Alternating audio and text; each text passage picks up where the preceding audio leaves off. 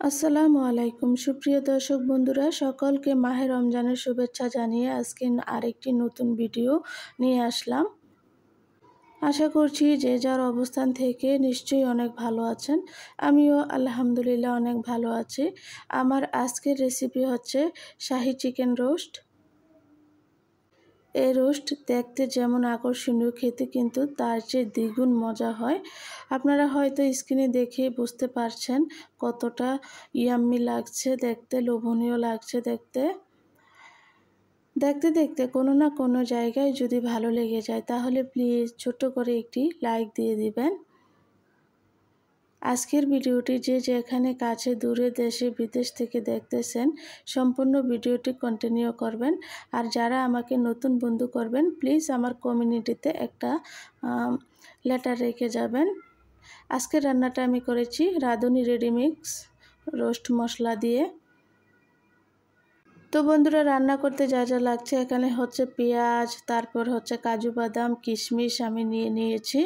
তো এগুলো এখন ব্লেন্ড করে নেব, এই ব্লেন্ড করে পেস্ট করে নেব। তো এই পেস্টটা দেওয়ার কারণে কিন্তু রোস্টের স্বাদ আরও দ্বিগুণ বেড়ে যায়। অবশ্যই শাহী চিকেন রোস্টের মধ্যে এই উপকরণগুলো ব্যবহার করতে হবে।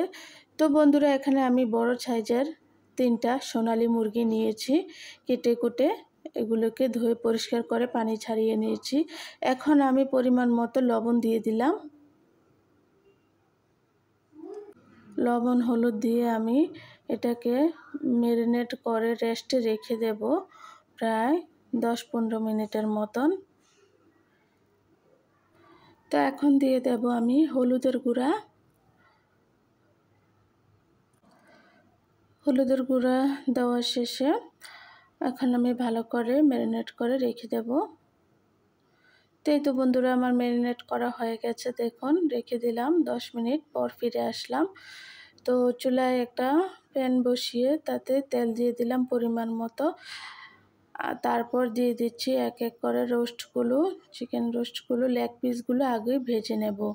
তো আমি চিকেন ভাজার আগে কিন্তু এখানে পেঁয়াজ বেরেস্তা ভেজে নিয়েছিলাম, সেজন্য তেলের কালারটা একটু ডিফারেন্ট হয়ে গেছে, এতে কিছু মনে করবেন না। তো বন্ধুরা, এখন এক এক করে সব চিকেন রোস্ট দিয়ে দিলাম।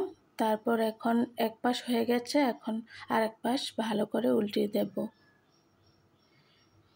এই শাহী চিকেন রোস্ট কিন্তু খুবই মজা, আমার ছেলে তো অনেক পছন্দ করে। আসছে ঈদে, চাইলে আপনারা কিন্তু এটা করে খেতে পারেন, মেহমানদের মন জয় করে নিতে পারেন এভাবে রান্না করে। তো আমার চিকেন রোস্টগুলো ভাজা হয়ে গেছে সবগুলো, আর বাকিগুলো আমি অফ ক্যামেরায় ভেজে নিয়েছি। তো এখন আমি যে তেলের মাঝে চিকেনগুলো ভেজেছি সেই তেলের মাঝে দিয়ে দিলাম 4-5টা এলাচ, তারপরে হচ্ছে 2 টুকরো দারচিনি আর 2টা তেজপাতা, আর দিয়ে দিলাম হাফ কেজি পরিমাণ পেঁয়াজ কুচি। এখন ভালো করে পেঁয়াজ কুচিগুলোকে লালচে করে ভেজে নেব। আমি প্রত্যেক ঈদে এই শাহী রোস্ট রান্না করে থাকি, আমার কাছে খুবই ভালো লাগে, এটা পোলাওয়ের সাথে খেতে অসাধারণ লাগে। তো আমার পেঁয়াজগুলো ভাজা হয়ে গেছে, এখন আমি দিয়ে দিচ্ছি 4 টেবিল চামচ পরিমাণ আদা রসুন বাটা দিয়ে এখন ভালো করে নেড়ে চেড়ে কিছুক্ষণ ভেজে নেব আদা রসুনটাকে, এতে করে আদা রসুনের একটা কাঁচা স্মেল আছে সেটা চলে যাবে। তো আদা রসুন বাটাটা ভাজা শেষ, এখন আমি দিয়ে দিলাম ওই যে বাদামের পেস্টটা করেছিলাম, সেই বাদামের পেস্টটুকু দিয়ে দিচ্ছি। এখানে প্রায় 1 কাপ পরিমাণ হয়েছে, দিয়ে এখন বাদাম বাটাটাকে ভালো করে নেড়ে চেড়ে কিছুক্ষণ কষিয়ে নেব। চুলার আঁচটা এই পর্যায়ে মিডিয়ামে রেখেছি, না হয় নিচ থেকে পোড়া লেগে যাবে। এখন দিয়ে দিলাম স্বাদমতো লবণ। লবণটা আপনাদের যার যার স্বাদ অনুযায়ী ব্যবহার করবেন। ভালো করে নেড়ে চেড়ে দিলাম। এখন দিয়ে দেব সেই রাঁধুনি রোস্টের মশলা, এখানে যেহেতু 3 কেজি চিকেন আছে, আমি দিয়ে দিলাম, পুরোটাই দিয়ে দিলাম মশলা। দিয়ে এখন ভালো করে নেড়ে চেড়ে মিক্স করে নেব। প্রিয় দর্শক বন্ধুরা, আমার টিপস ফলো করে আপনারা যদি রান্না করেন, আই হোপ আপনাদের পরিবারের সকলের মন জয় করে নিতে পারবেন। আসছে ঈদে দেখবেন টেবিলে সার্ভ করা মাত্রই নিমিষেই প্লেটের ভাত শেষ হয়ে গেছে। তো এখন দিয়ে দিচ্ছি ফেটানো টক দই, হাফ কাপ পরিমাণ।